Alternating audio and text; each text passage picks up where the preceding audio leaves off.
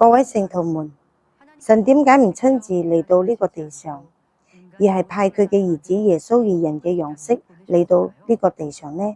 點解只遵行教導善而真理嘅耶穌，要被掛喺木十字架上流下血與水呢？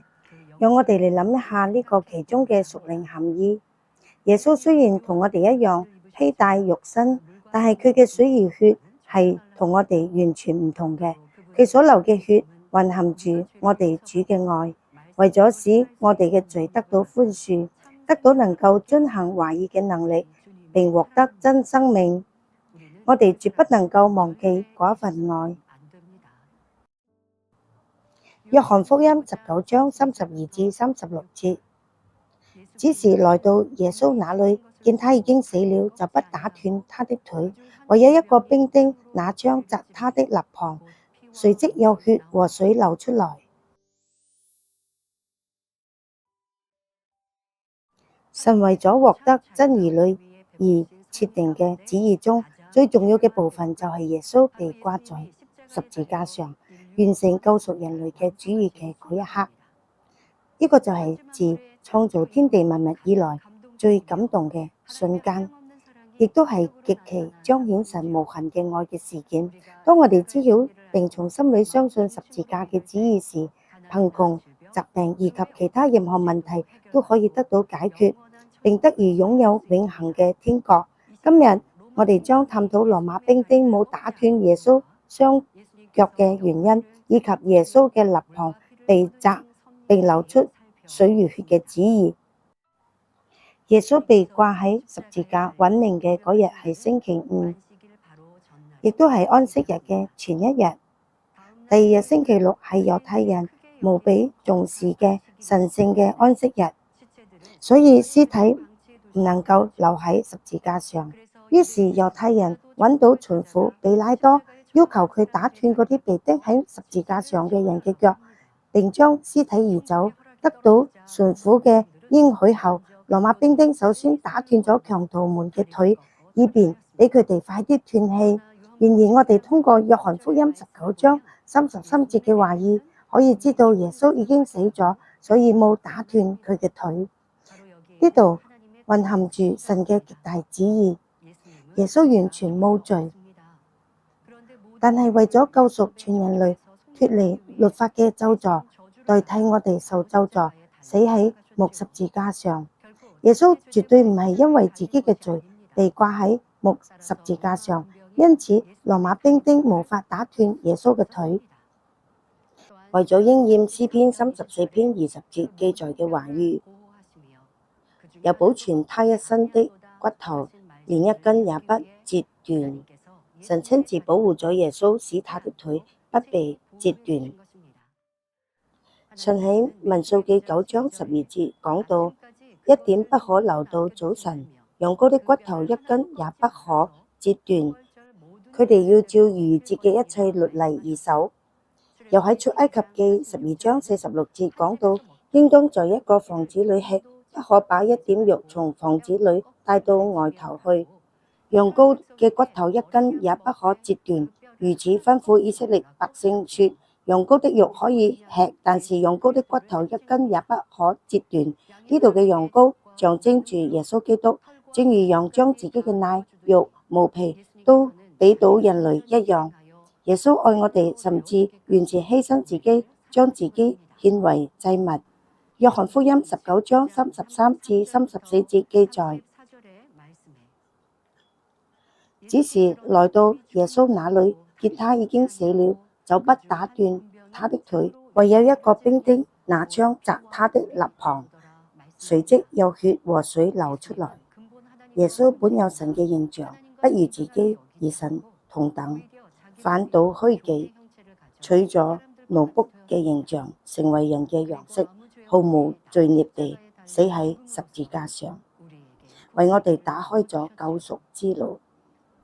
耶穌喺呢個地上做工期間，彰顯神蹟奇事，賜予被擄嘅人自由，醫治疾病及軟弱嘅人，為咗多拯救一個靈魂，唔食飯唔瞓覺，傳播天國福音。一有時間就上山禱告。耶穌只做咗善事，但卻遭受咗猶太人嘅種種迫害和蔑視，最終被釘死喺十字架上。即管羅馬兵丁確認耶穌已經死咗，仲用槍擲咗耶穌嘅肋旁，呢個如實地證明咗人係幾咁殘忍和邪惡。慈愛嘅神早已經知道人嘅邪惡本性，即管如此，仲係差遣耶穌基督嚟到呢個世上，用十字架嘅寶血救贖咗我哋嘅罪孽。呢個係幾咁偉大嘅愛啊！所以喺羅馬書5章8節記載，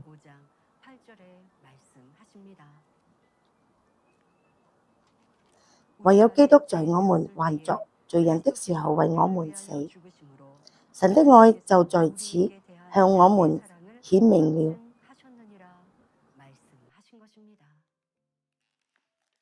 各位聖徒們，耶穌嘅肋旁被槍擲，流出咗水如血。其意義可以大致分為3個方面嚟查看。第一，證明耶穌係以人嘅樣式嚟到呢個地上。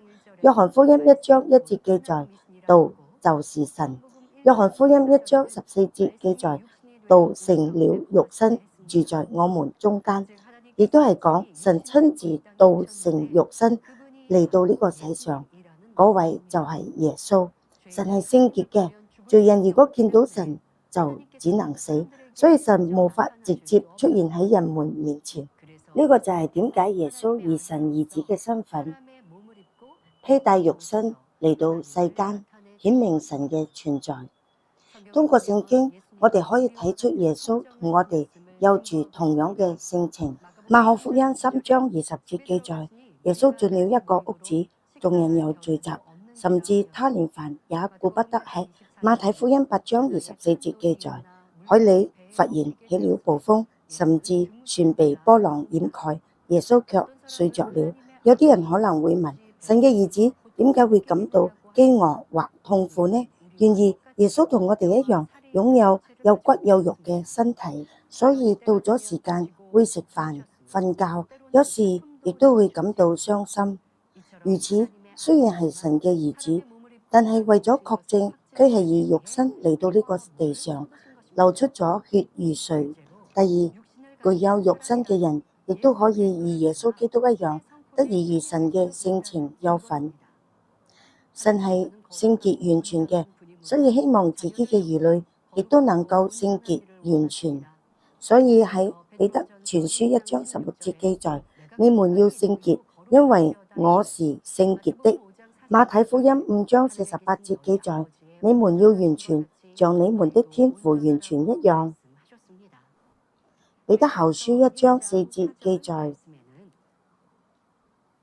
因此他已將又寶貴又極大嘅應許賜給我們，叫我們既脫離世上從情慾來的敗壞，就得與神的性情有份。咁得與神嘅性情有份係咩意思呢？就好似神係聖潔完全嘅一樣，我哋亦都要離棄內心嘅罪惡，變得聖潔完全。道成肉身嘅耶穌，直到死為止，全然順從咗神嘅旨意，完成咗佢嘅一切使命。佢只行並教導善而真理，死喺十字架上，而愛完成了律法。如此，因為道成肉身嘅耶穌親自為我哋樹立咗榜樣，所以我哋亦都要離棄一切嘅罪，擁有聖潔嘅行為而心，得以與神嘅性情有份。因此，邊個都唔可以揾藉口或辯解講，因為我哋係人，所以軟弱做唔到。第三，證明呢個係能夠引導人類得到真生命和永生嘅有能力嘅血與水。神冇原罪，亦都冇自犯罪，所以佢所流嘅血與水係毫無瑕疵，非常寶貴嘅。從屬靈上嚟睇，呢個係有復活能力嘅血與水。耶穌雖然同我哋一樣擁有肉身，但係佢嘅血與水同我哋係完全唔同。如此，因此冇瑕疵嘅耶穌流下咗聖潔嘅血，我哋嘅罪得以寬恕，獲得真生命、復活與永生。並且耶穌流下嘅水係永生水，代表神嘅話語。我哋聽並領悟神嘅話語，按其遵行，離棄罪惡，將心裏充滿真理，就可以成為神嘅真兒女。借住耶穌流下嘅所有血與水，我哋嘅罪得以寬恕，得到遵行話語嘅能力，獲得真生命。只能行向死亡嘅我哋，因住耶穌嘅犧牲，得到咗生命。呢個係幾大嘅愛與恩典呢？我哋應該點樣做才能報答呢份恩典呢？就係唔可以忘記為我哋犧牲嘅主嘅愛，以及為咗拯救我哋獻出自己嘅獨生子，使其釘喺十字架上嘅父神嘅愛，並且要順從神嘅話語，得以與神嘅性情有份。我嚟做禱告。親愛嘅父神，感謝你，你為咗使我哋嘅罪得到赦免，成為住喺永恆天國嘅神嘅兒女，差遣耶穌以人嘅樣式嚟到呢個地上。主亦都為咗我哋付出咗一切，流出咗所有嘅血與水。求你賜下恩典而能力於所有銘記呢一個恩典而愛嘅聖徒們，能夠更加生活喺光明而真理中，銘記主嘅犧牲，能夠過順服神嘅生活。感謝歸於你，奉主耶穌基督嘅名祈求，阿門。